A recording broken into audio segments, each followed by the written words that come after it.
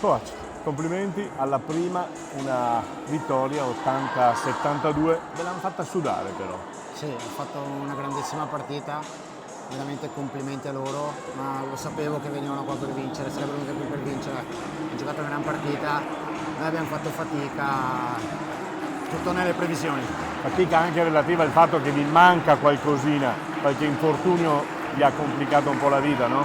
Sì, abbiamo cambiato 3 quinti del quintetto, quindi sono tanti, ci vuole pazienza, lavoro, però siamo fiduciosi, dai.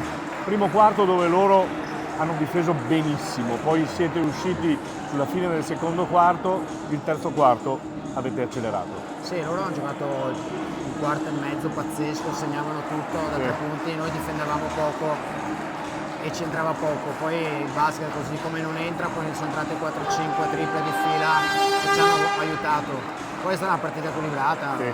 devo dire merito soprattutto delle nostre avversarie, hanno giocato una gran partita. Tra l'altro bella, stavo per dire maschia, ma donna in questo caso, perché No, le super. botte si sono viste, si è Assolutamente. giocato. Assolutamente, c'è un grande agonismo, Sì.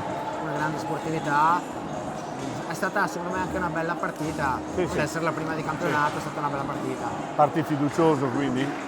Sì, Come sempre. Come sempre, so che c'è tanto da lavorare, però siamo qui apposta. Nick, Grazie. grazie a te. Grazie.